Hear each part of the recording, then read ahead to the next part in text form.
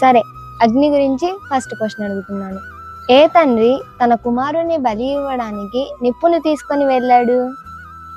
Sister, చెప్పు. Answer Abraham. Reference ఆదికాండం 22:6. Very good brother Ram Charan, బాగా ఆలోచించి చెప్పావు. Thank you sister. ప్రభునందు ప్రియులారా, దేవుడు అబ్రహామును తన కుమారుణ్ణి బలివ్వమని చెప్పగానే అబ్రహాము ఒక్క మాట కూడా పలకకుండా తన కుమారుణ్ణి బలి అర్పించడానికి తీసుకొని వెళ్తాడు. అయితే ఇస్సాకు కూడా అబ్రహాము చెప్పినట్టే విన్నాడు, కానీ అతని మాటకి ఎదురు తిరగలేదు. అబ్రహాము మాటకు లోబడినందుకు ఇస్సాకుకి 100 ఫలం వచ్చింది. ఎప్పుడైతే మనం కూడా మన తల్లిదండ్రుల మాటకు లోబడతామో అప్పుడు ఆశీర్వదించబడతామని తెలుసుకోవాలి. వావ్, ఎక్సలెంట్ అక్క, సూపర్ చెప్పావు. దేవునికి స్తోత్రం. ఏ పర్వతం మీద ఉన్న పొద అగ్నితో మండినా కాలిపోలేదు? అక్క, హోరేబు పర్వతం కదా. అవును సిస్టర్. రిఫరెన్స్ నిర్గమాకాండము 3వ అధ్యాయము 1వ నుంచి 3వ వరకు. వెరీ గుడ్ సిస్టర్, బాగా ఆలోచించి చెప్పావు. థ్యాంక్ యూ అక్క. మండటం అన్ని మండిపోయి వస్తున్నాయేంటి? అసలుకి మక్కాయ మండిపోతుంటే. ఐగుప్తు ఒక ఇనుప కొలిమి. ఆ ఇనుప కొలిమిలోనికి దేవుడు మోషే గారిని పంపిస్తున్నాడు. కాబట్టి మోషేకి నమ్మకం కలగాలని దేవుడు అద్భుత క్రియను చేశాడు.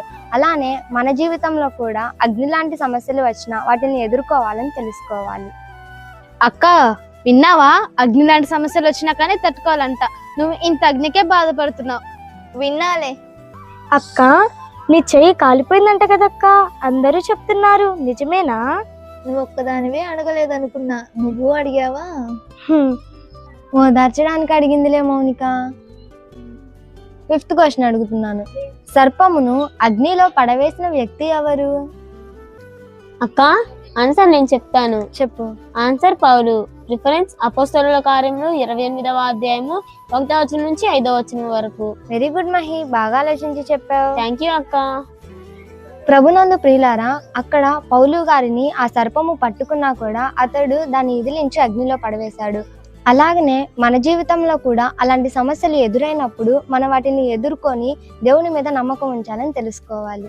మోనికక్క, దేవునికి స్తోత్రం చెప్పు. దేవునికి స్తోత్రం. హల్లెలూయా. పిండి వంటలు చేయడానికి కట్టెలతో అగ్నిని రాజబెట్టిన వారు ఎవరు? ఆన్సర్ యెరూషలేము యూదా పట్టణముల వారు. రిఫరెన్స్ ఇర్మియా గ్రంథము 7వ అధ్యాయము 18వ. ఏంటి? నేనంటే నీళ్లు కాగబెట్టడానికి పొయ్యి ముట్టించా, పిండి వంటలు చేయడానికి కూడా పొయ్యి ముట్టించిన వాళ్ళు ఉన్నారా? ఉన్నారు. కాకపోతే నీ చెయ్యి కాలినట్టు వాటిని కూడా దేవుడు కాల్చివేశాడు.